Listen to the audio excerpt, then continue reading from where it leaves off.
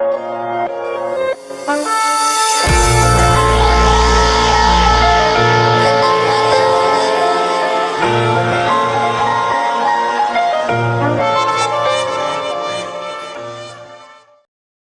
Number 3, खुदा ने इंसानों को किस मकसद से बनाया है। पैराग्राफ 1 पर सवाल, खुदा ने इंसानों को किस मकसद से बनाया है। खुदा ने इंसानों को एक खास मकसद से बनाया है। उसने पहले इंसानी जोड़े यानी आदम और हवा को एक खूबसूरत बाग में रहने के लिए बनाया। खुदा का मकसद था कि आदम और हवा औलाद पैदा करें, पूरी जमीन को फिरदौस बनाएं और जानवरों की देखभाल करें। किताब के आखिर में नुक्ता नंबर 6 को देखें। पैराग्राफ 2 पर सवाल अलिफ, हम कैसे जानते हैं कि खुदा अपने मकसद को पूरा करेगा। सवाल बे, खुदा किस तरह के लोगों को जमीन पर बसाना चाहता है और कितने अरसे के लिए। आपके ख्याल में क्या हम कभी फिरदौस में रह पाएंगे।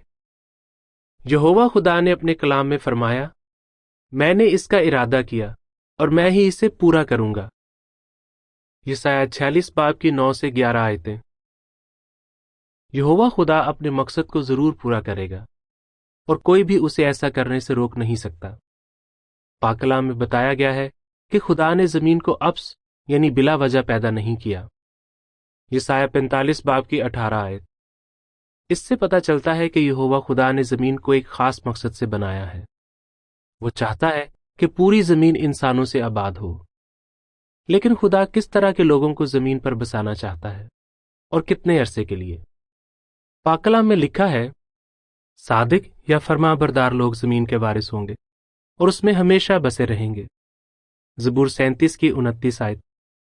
पैराग्राफ 3 पर सवाल, दुनिया के हालात देखकर हमारे जहन में कौन सा सवाल पैदा हो सकता है। लेकिन आजकल लोग बीमार होते और मरते हैं, वो लड़ते झगड़ते हैं और एक दूसरे को कत्ल करते हैं, मगर खुदा ऐसा हरगिज नहीं चाहता था। तो फिर ये सब कुछ क्यों होने लगा। इसका जवाब हमें सिर्फ खुदा के कलाम से मिल सकता है। खुदा का दुश्मन। पैराग्राफ 4 और 5 पर सवाल अलिफ, बागे अदन में किसने हवा से बात की। सवाल बे, एक ईमानदार शख्स चोर कैसे बन सकता है। पाक कलाम में बताया गया है कि खुदा का एक दुश्मन है जिसे इब्लीस और शैतान कहा जाता है। बागे अदन में शैतान ने हवा से बात की, लेकिन उसने जाहिर यह किया कि हवा से एक सांप बात कर रहा है। मुकाशफा 12 बाब की 9 आयत। किताब के आखिर में नुक्ता नंबर 7 को देखें। मगर सवाल यह है कि क्या शैतान को खुदा ने बनाया है। जी नहीं। जब खुदा ने जमीन को बनाया तो आसमान पर बहुत से फरिश्ते थे। उनमें से एक फरिश्ता इब्लीस बन गया। लेकिन एक फरिश्ता इब्लीस कैसे बन सकता था। बिल्कुल वैसे ही जैसे एक ईमानदार शख्स चोर बन सकता है।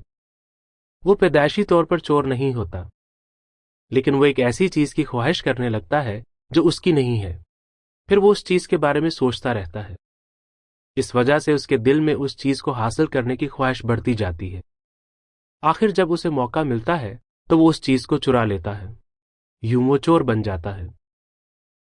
याकूब 1 बाब की 13 से 15 आयतों में लिखा है, जब कोई शख्स आजमाइश का सामना कर रहा हो तो ये ना कहे कि खुदा मुझे आजमा रहा है, क्योंकि खुदा ना तो बुरे काम कर सकता है और ना ही वो किसी को बुरे कामों से आजमाता है, बल्कि हर शख्स अपनी ही ख्वाहिशों की वजह से आजमाया और उकसाया जाता है। जब ये ख्वाहिशें दिल में बढ़ते बढ़ते पक जाती हैं तो गुनाह पैदा होता है और गुनाह का अंजाम मौत होता है। किताब के आखिर में नुक्ता नंबर 8 को देखें। पैराग्राफ 6 पर सवाल, एक फरिश्ता खुदा का दुश्मन कैसे बन गया। जो फरिश्ता इब्लीस बन गया उसके साथ भी ऐसा ही हुआ। आदम और हवा को बनाने के बाद यहोवा खुदा ने उनसे कहा कि वो अपनी औलाद से जमीन को भर दें। शायद उस फरिश्ते ने सोचा हो, कितना अच्छा हो अगर इंसान यहोवा की बजाय मेरी इबादत करें।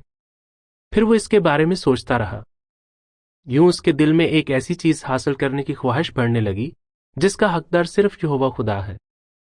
चूंकि वो फरिश्ता चाहता था कि इंसान उसकी इबादत करे, इसलिए उसने हवा से झूठ बोला और उन्हें गुमराह किया। پیدائش 3 باب کی 1 سے 5 آیتوں میں لکھا ہے، اور سانپ کل دشتی جانوروں سے جن کو یہوہ خدا نے بنایا تھا چالاک تھا، اور اس نے عورت سے کہا، کیا واقعی خدا نے کہا ہے کہ باغ کے کسی درخت کا پھل تم نہ کھانا؟ عورت نے سانپ سے کہا کہ باغ کے درختوں کا پھل تو ہم کھاتے ہیں، پر جو درخت باغ کے بیچ میں ہے اس کے پھل کی بابت خدا نے کہا ہے کہ تم نہ تو اسے کھانا اور نہ چھونا، ورنہ مر جاؤ گے۔ تب سانپ نے عورت سے کہا کہ تم ہرگز نہ مرو گے، بلکہ خدا جانتا ہے کہ جس دن تم اسے کھاؤ گے تمہاری آنکھیں کھل جائیں گی اور تم خدا کی مانند نیک و بد کے جاننے والے بن جاؤ گے۔ اس طرح وہ خدا کا دشمن بن گیا اور شیطان ابلیس کہلانے لگا۔ پیراگراف 7 پر سوال الف، آدم اور حوا کیوں مر گئے؟ سوال بے، ہم کیوں بوڑھے ہوتے اور مرتے ہیں؟ آدم اور حوا نے وہ پھل کھا لیا جسے کھانے سے یہوہ خدا نے منع کیا تھا۔ یوں انہوں نے خدا کی نافرمانی کی اور اس کے گناہ گار بن گئے، اور جیسے کہ یہوہ خدا نے کہا تھا آخر کار وہ مر گئے۔ آدم اور حوا کے بچے بھی گناہ گار تھے، اس لیے وہ بھی مر گئے۔ رومیو 5 باب کی 12 آیت میں لکھا ہے، ایک آدمی کے ذریعے گناہ دنیا میں آیا اور گناہ کے ذریعے موت آئی، اور موت سب لوگوں میں پھیل گئی کیونکہ سب نے گناہ کیا۔ لیکن آدم اور حوا کے بچے گناہ گار کیسے بن گئے؟ اس بات کو سمجھنے کے لیے ایک مثال پر غور کریں۔ فرض کریں کہ آپ کے پاس ایک سانچا ہے جو ٹیڑھا ہے۔ آپ اس میں جو بھی چیز بنائیں گے وہ ٹیڑھی ہی بنے گی۔ جب آدم نے خدا کی نافرمانی کی تو وہ گنہ گار بن گئے، اور چونکہ ہم سب آدم کی اولاد ہیں اس لیے ہم سب بھی گنہ گار ہیں۔ اسی وجہ سے ہم بوڑھے ہوتے اور مرتے ہیں۔ کتاب کے آخر میں نقطہ نمبر 9 کو دیکھیں۔ پیراگراف 8 اور 9 پر سوال الف، شیطان آدم اور حوا کے ذہن میں کیا بات ڈالنا چاہتا تھا؟ سوال بے، یہوہ خدا نے باغیوں کو فوراً ختم کیوں نہیں کیا؟ جب شیطان نے آدم اور حوا کو خدا کی نافرمانی کرنے پر اکسایا تو دراصل اس نے خدا کے خلاف بغاوت شروع کر دی۔ وہ آدم اور حوا کے ذہن میں یہ بات ڈالنا چاہتا تھا کہ یہوہ خدا جھوٹ بولتا ہے، وہ اچھا حکمران نہیں ہے اور وہ ان کا بھلا نہیں چاہتا۔ شیطان دراصل یہ کہہ رہا تھا کہ آدم اور حوا اس بات کے محتاج نہیں کہ خدا انہیں بتائے کہ انہیں کیا کرنا چاہیے اور کیا نہیں، بلکہ انہیں خود فیصلہ کرنا چاہیے کہ کیا صحیح ہے اور کیا غلط۔ اس پر یہوہ خدا نے کیا کیا؟ وہ چاہتا تو اپنے خلاف بغاوت کرنے والوں کو فوراً ختم کر سکتا تھا، لیکن کیا اس سے یہ ثابت ہوتا کہ شیطان جھوٹا ہے؟ جی نہیں۔ یہوہ خدا نے باغیوں کو فوراً ختم نہیں کیا، اس کی بجائے اس نے انسانوں کو حکمرانی کرنے کا موقع دیا۔ اس نے ایسا اس لیے کیا تاکہ یہ ثابت ہو جائے کہ شیطان جھوٹا ہے، اور صرف یہوہ خدا ہی جانتا ہے کہ انسانوں کے لیے کیا اچھا ہے۔ اس کے بارے میں ہم باب نمبر 11 میں مزید سیکھیں گے۔ لیکن کیا آدم اور حوا کا فیصلہ صحیح تھا؟ کیا انہیں شیطان کی بات مان کر خدا کی نافرمانی کرنی چاہیے تھی؟ آدم اور حوا کے پاس جو کچھ بھی تھا وہ یہوہ خدا نے دیا تھا۔ اس نے انہیں ایک بہترین زندگی، ایک خوبصورت گھر اور ایک ایسا کام دیا تھا جس سے وہ لطف اٹھا سکتے تھے، مگر شیطان نے ان کے لیے کچھ نہیں کیا تھا۔ اگر آپ آدم اور حوا کی جگہ ہوتے تو آپ کیا کرتے؟ پیراگراف 10 پر سوال، ہم سب کو کون سا اہم فیصلہ کرنا ہے؟ آدم اور حوا کی طرح ہم سب کو بھی ایک اہم فیصلہ کرنا ہے، اور اس فیصلے کا تعلق ہماری زندگی سے ہے۔ ہم یا تو یہ فیصلہ کر سکتے ہیں کہ ہم یہوہ خدا کو اپنا حکمران تسلیم کریں گے، اس کی فرمانبرداری کریں گے اور شیطان کو جھوٹا ثابت کریں گے، یا پھر ہم یہ فیصلہ کر سکتے ہیں کہ ہم شیطان کو اپنا حکمران تسلیم کریں گے۔ امثال 27 باب کی 11 آیت میں لکھا ہے، اے میرے بیٹے دنا بن اور میرے دل کو شاد کر، تاکہ میں اپنے ملامت کرنے والے کو جواب دے سکوں۔ دنیا میں بہت کم لوگ خدا کی فرمانبرداری کرتے ہیں، لیکن کیا خدا اس دنیا کا حکمران ہے؟ نہیں۔ تو پھر اس دنیا کا حکمران کون ہے؟ اس دنیا کا حکمران کون ہے؟ پیراگراف 11 اور 12 پر سوال الف، شیطان نے یسوع مسیح سے جو بات کہی اس سے کیا پتہ چلتا ہے؟ سوال بے، پاک کلام کی کن آیتوں سے ظاہر ہوتا ہے کہ شیطان اس دنیا کا حکمران ہے؟ یسوع مسیح جانتے تھے کہ اس دنیا کا حکمران کون ہے۔ ایک موقع پر شیطان نے انہیں دنیا کی تمام بادشاہتیں اور ان کی شان دکھائی اور ان سے کہا، اگر تم گھٹنے ٹیک کر ایک بار مجھے سجدہ کرو گے تو میں یہ سب کچھ تمہیں دے دوں گا۔ متی 4:8 اور 9 آیتیں۔ ذرا سوچیں کہ اگر دنیا کی حکومتیں شیطان کی نہ ہوتی تو کیا وہ یسوع مسیح سے کہہ سکتا تھا کہ میں یہ سب کچھ تمہیں دے دوں گا؟ جی نہیں۔ لہٰذا دنیا کی ساری حکومتیں شیطان کی ہیں۔ شاید آپ سوچیں کہ یہوہ خدا کائنات کی سب سے طاقتور ہستی ہے جس نے سب چیزوں کو بنایا ہے، تو پھر شیطان اس دنیا کا حکمران کیسے ہو سکتا ہے؟ یہ سچ ہے کہ یہوہ خدا کائنات کی سب سے طاقتور ہستی ہے، لیکن یسوع مسیح نے شیطان کو اس دنیا کا حاکم کہا۔ یوحنا 12:31 آیت۔ پولس رسول نے لکھا کہ شیطان ابلیس اس دنیا کا خدا ہے۔ 2 کرنتھیوں 4:3 اور 4 آیتیں۔ یوحنا رسول نے بھی لکھا کہ پوری دنیا شیطان کے قبضے میں ہے۔ 1 یوحنا 5:19 آیت۔ شیطان کی دنیا کو ختم کر دیا جائے گا۔ پیراگراف 13 پر سوال، ہمیں ایک نئی دنیا کی ضرورت کیوں ہے؟ دنیا کے حالات دن بدن خراب ہوتے جا رہے ہیں۔ آج کل جنگیں، بددیانتی، ریاکاری اور تشدد عام ہے۔ انسان چاہے جتنی بھی کوشش کر لیں، وہ ان مسئلوں کو حل نہیں کر سکتے، لیکن خدا بہت جلد ہر مجدون کی جنگ کے دوران اس بری دنیا کو ختم کر دے گا اور ایک نئی دنیا قائم کرے گا جس میں نیکی کا راج ہوگا۔ کتاب کے آخر میں نقطہ نمبر 10 کو دیکھیں۔ پیراگراف 14 پر سوال الف، خدا نے کس کو اپنی بادشاہت کا بادشاہ مقرر کیا ہے؟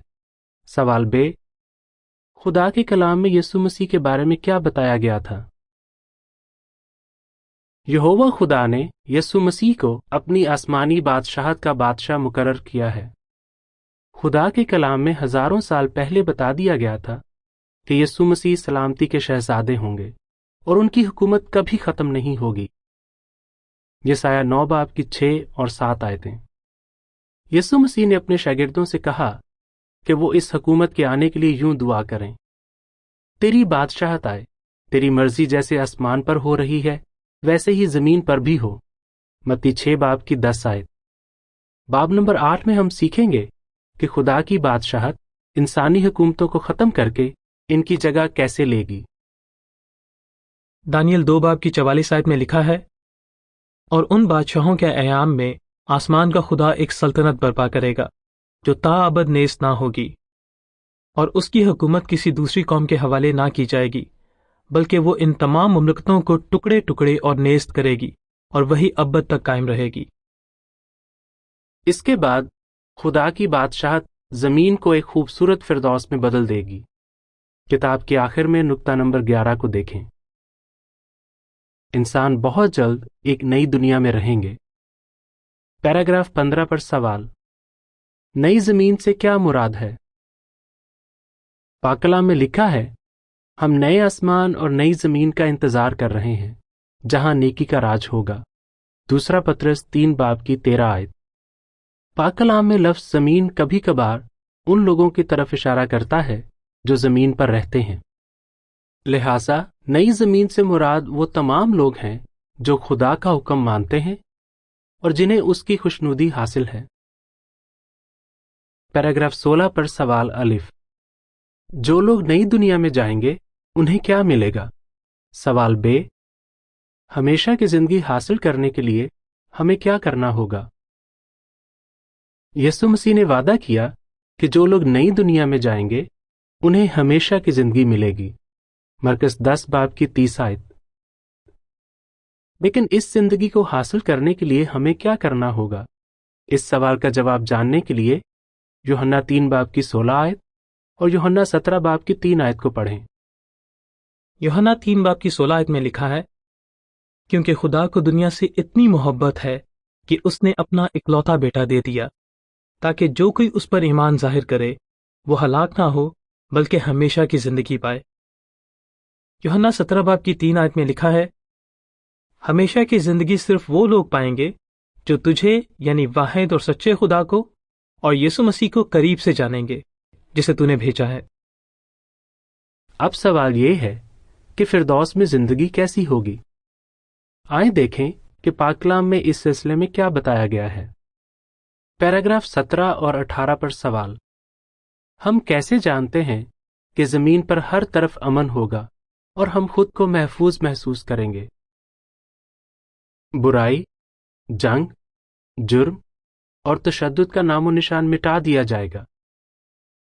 تمام برے لوگوں کو ہلاک کر دیا جائے گا۔ خدا جنگوں کو بالکل ختم کر دے گا۔ زمین پر صرف ایسے لوگ رہیں گے جو خدا سے پیار کرتے ہیں اور اس کے حکموں پر عمل کرتے ہیں۔ ہر طرف امن اور سکون ہوگا۔ یہوہ خدا کے بندے خود کو محفوظ محسوس کریں گے۔ جب بنی اسرائیل نے خدا کے حکموں پر عمل کیا تو وہ محفوظ رہے کیونکہ خدا نے ان کی حفاظت کی۔ فردوس میں ہمیں کسی سے کوئی خطرہ نہیں ہوگا اور ہم ہمیشہ خود کو محفوظ محسوس کریں گے۔ یسایہ 32 باب کی 18 آیت میں لکھا ہے، اور میرے لوگ سلامتی کے مکانوں میں اور بے خطر گھروں میں اور آسودگی اور آسائش کے کاشانوں میں رہیں گے۔ میکا 4 باب کی 4 آیت میں لکھا ہے، تب ہر ایک آدمی اپنی تاک اور اپنے انجیر کے درخت کے نیچے بیٹھے گا اور ان کو کوئی نہ ڈرائے گا، کیونکہ رب الافواج یہوہ نے اپنے منہ سے یہ فرمایا ہے۔ پیراگراف 19 پر سوال: ہم یہ یقین کیوں رکھ سکتے ہیں کہ نئی دنیا میں سب لوگوں کو پیٹ بھر کر کھانا ملے گا؟ سب لوگوں کو پیٹ بھر کر کھانا ملے گا۔ پاک کلام میں لکھا ہے کہ زمین میں پہاڑوں کی چوٹیوں پر اناج کی افراط ہوگی۔ زبور 72 کی 16 آیت۔ یہوہ ہمارا خدا ہمیں برکت دے گا اور زمین اپنی پیداوار دے گی۔ زبور 67 کی 6 آیت، new Urdu Bible version. Paragraph 20 پر سوال: ہم کیسے جانتے ہیں کہ زمین فردوس بن جائے گی؟ پوری زمین فردوس بن جائے گی۔ سب لوگوں کے پاس خوبصورت گھر اور باغ ہوں گے۔ یسایہ 65 باب کی 21 سے 24 آیتوں میں لکھا ہے، وہ گھر بنائیں گے اور ان میں بسیں گے، وہ تاکستان لگائیں گے اور ان کے میوے کھائیں گے، نہ کہ وہ بنائیں اور دوسرا بسے، وہ لگائیں اور دوسرا کھائے، کیونکہ میرے بندوں کے ایام درخت کے ایام کی مانند ہوں گے، اور میرے برگزیدے اپنے ہاتھوں کے کام سے مدتوں تک فائدہ اٹھائیں گے۔ ان کی محنت بے سود نہ ہوگی اور ان کی اولاد ناگہان ہلاک نہ ہوگی، کیونکہ وہ اپنی اولاد سمیت یہوہ کے مبارک لوگوں کی نسل ہیں۔ اور یوں ہوگا کہ میں ان کے پکارنے سے پہلے جواب دوں گا، اور وہ ہنوز کہہ نہ چکیں گے کہ میں سن لوں گا۔ مکاشفہ 11 باب کی 18 آیت میں لکھا ہے، لیکن قوموں کو غصہ آیا اور تیرا غضب نازل ہوا، اور مقررہ وقت آ گیا کہ مردوں کی عدالت کی جائے، اور مقدسوں اور تیرے غلاموں یعنی نبیوں اور ان بڑوں اور چھوٹوں کو جو تیرے نام سے ڈرتے ہیں انعام دیا جائے، اور ان کو تباہ کیا جائے جو زمین کو تباہ کر رہے ہیں۔ پوری زمین باغ عدن کی طرح خوبصورت بن جائے گی۔ یہوہ خدا ہماری ہر ضرورت کو پورا کرے گا۔ پاک کلام میں لکھا ہے، خدا اپنی مٹھی کھولتا ہے اور ہر جاندار کی خواہش پوری کرتا ہے۔ زبور 145 کی 16 آیت۔ پیراگراف 21 پر سوال: ہم کیسے جانتے ہیں کہ انسانوں اور جانوروں کو ایک دوسرے سے کوئی خطرہ نہیں ہوگا؟ انسانوں اور جانوروں کو ایک دوسرے سے کوئی خطرہ نہیں ہوگا۔ جانور انسانوں کو کوئی نقصان نہیں پہنچائیں گے۔ چھوٹے بچوں کو بھی ان جانوروں سے کوئی خطرہ نہیں ہوگا جنہیں آج خطرناک سمجھا جاتا ہے۔ یسایہ 11 باب کی 6 سے 9 آیتوں میں لکھا ہے، پس بھیڑیا برے کے ساتھ رہے گا اور چیتا بکری کے بچے کے ساتھ بیٹھے گا، اور بچھڑا اور شیر بچہ اور پلا ہوا بیل مل جل کر رہیں گے، اور ننھا بچہ ان کی پیش روی کرے گا۔ گائے اور رچنی مل کر چریں گی، ان کے بچے اکٹھے بیٹھیں گے، اور شیر ببر بیل کی طرح بھوسا کھائے گا، اور دودھ پیتا بچہ سانپ کے بل کے پاس کھیلے گا، اور وہ لڑکا جس کا دودھ چھڑایا گیا ہو افعی کے بل میں ہاتھ ڈالے گا۔ وہ میرے تمام کوہ مقدس پر نہ ضرر پہنچائیں گے نہ ہلاک کریں گے، کیونکہ جس طرح سمندر پانی سے بھرا ہے اسی طرح زمین یہوہ کے عرفان سے معمور ہوگی۔ یسایہ 65 باب کی 25 آیت میں لکھا ہے، بھیڑیا اور برا اکٹھے چریں گے، اور شیر ببر بیل کی مانند بھوسا کھائے گا، اور سانپ کی خوراک خاک ہوگی۔ وہ میرے تمام کوہ مقدس پر نہ ضرر پہنچائیں گے نہ ہلاک کریں گے، یہوہ فرماتا ہے۔ پیراگراف 22 پر سوال، یسوع مسیح بیماروں کے لیے کیا کریں گے؟ کوئی بھی شخص بیمار نہیں ہوگا۔ جب یسوع مسیح زمین پر تھے تو انہوں نے بہت سے لوگوں کو شفا دی، لیکن خدا کی بادشاہت کے بادشاہ کے طور پر وہ سب لوگوں کو شفا دیں گے۔ کوئی بھی شخص یہ نہیں کہے گا کہ میں بیمار ہوں۔ یسایہ 33 باب کی 24 آیت۔ پیراگراف 23 پر سوال، خدا نے مردوں کے بارے میں کیا وعدہ کیا ہے؟ مردوں کو زندہ کر دیا جائے گا۔ خدا نے وعدہ کیا ہے کہ وہ ان لاکھوں لوگوں کو زندہ کرے گا جو مر چکے ہیں۔ پاک کلام میں لکھا ہے کہ خدا نیکوں اور بدوں دونوں کو زندہ کرے گا۔ اعمال 24 باب کی 15 آیت۔ یوحنا 5 باب کی 28 اور 29 آیتوں میں لکھا ہے، اس بات پر حیران نہ ہوں، کیونکہ وہ وقت آئے گا جب سب لوگ جو قبروں میں ہیں اس کی آواز سنیں گے اور نکل آئیں گے۔ جنہوں نے زندہ ہو کر اچھے کام کیے انہیں زندگی ملے گی، اور جنہوں نے زندہ ہو کر برے کام کیے انہیں سزا ملے گی۔ پیراگراف 24 پر سوال، آپ فردوس میں رہنے کے بارے میں کیسا محسوس کرتے ہیں؟ ہم سب کو فیصلہ کرنا ہوگا کہ آیا ہم یہوہ خدا کے بارے میں سیکھیں گے اور اس کی خدمت کریں گے یا پھر اپنی مرضی کریں گے۔ اگر ہم یہوہ خدا کی خدمت کرنے کا فیصلہ کرتے ہیں تو ہمارا مستقبل بہت شاندار ہو سکتا ہے۔ جب ایک آدمی نے یسوع مسیح سے درخواست کی کہ وہ اس کے مرنے کے بعد اسے یاد رکھیں تو انہوں نے اس سے وعدہ کیا، آپ میرے ساتھ فردوس میں ہوں گے۔ لوکا 23 باب کی 43 آیت۔ آئیں یسوع مسیح کے بارے میں مزید سیکھیں اور دیکھیں کہ ان کے ذریعے خدا کے شاندار وعدے کیسے پورے ہوں گے۔ اس باب کا خلاصہ، پہلی سچائی، خدا نے ہمیں ایک خاص مقصد سے بنایا ہے۔ صادق زمین کے وارث ہوں گے اور اس میں ہمیشہ بسے رہیں گے۔ زبور 37 کی 29 آیت۔ خدا نے انسانوں کو کس خاص مقصد سے بنایا ہے؟ پیدائش 1 باب کی 28 آیت۔ خدا چاہتا تھا کہ انسان پوری زمین کو فردوس بنا دیں اور جانوروں کی دیکھ بھال کریں۔ یسایہ 46 باب کی 9 سے 11 آیتیں، 55 باب کی 11 آیت۔ خدا اپنے مقصد کو ضرور پورا کرے گا، کوئی بھی اسے ایسا کرنے سے روک نہیں سکتا۔ دوسری سچائی، زندگی میں اتنی مشکلات کیوں ہیں؟ پوری دنیا شیطان کے قبضے میں ہے۔ پہلا یوحنا 5 باب کی 19 آیت۔ دنیا کا حکمران کون ہے؟ یوحنا 12 باب کی 31 آیت۔ یسوع مسیح نے شیطان کو دنیا کا حاکم کہا۔ یعقوب 1 باب کی 13 سے 15 آیتیں۔ شیطان ایک ایسی چیز حاصل کرنا چاہتا تھا جس کا وہ حقدار نہیں تھا۔ پیدائش 2 باب کی 17 آیت، 3 باب کی 1 سے 6 آیتیں۔ شیطان نے ہوا کو بہکایا، پھر آدم اور ہوا نے خدا کی نافرمانی کی اور آخرکار وہ مر گئے۔ رومیو 3 باب کی 23 آیت، 5 باب کی 12 آیت۔ چونکہ ہم نے آدم سے گناہ ورثے میں پایا ہے اس لیے ہم مرتے ہیں۔ دوسرا کرنتھیوں 4 باب کی 3 اور 4 آیتیں۔ شیطان لوگوں کو گمراہ کرتا ہے۔ تیسری سچائی، خدا کی بادشاہت مسئلوں کو حل کرے گی۔ تیری بادشاہت آئے، تیری مرضی زمین پر بھی ہو۔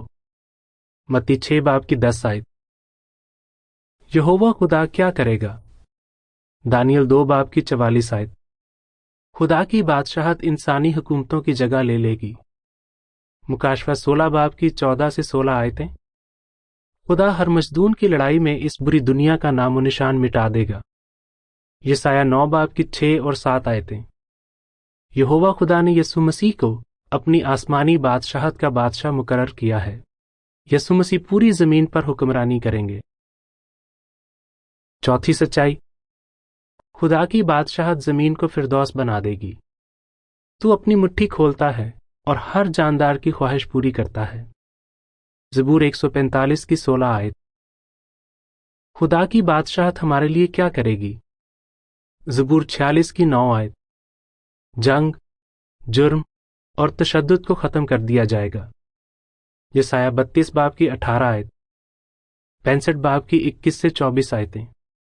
سب لوگوں کے پاس خوبصورت گھر اور باغ ہوں گے اور انہیں کوئی ڈر نہیں ہوگا۔ زبور 72 کی 16 آیت۔ سب لوگوں کو پیٹ بھر کر کھانا ملے گا۔ یسایہ 11 باب کی 6 سے 9 آیتیں۔ انسانوں اور جانوروں کو ایک دوسرے سے کوئی خطرہ نہیں ہوگا۔ یسایہ 33 باب کی 24 آیت، اعمال 24 باب کی 15 آیت۔ کوئی شخص بیمار نہیں ہوگا، مردوں کو زندہ کیا جائے گا۔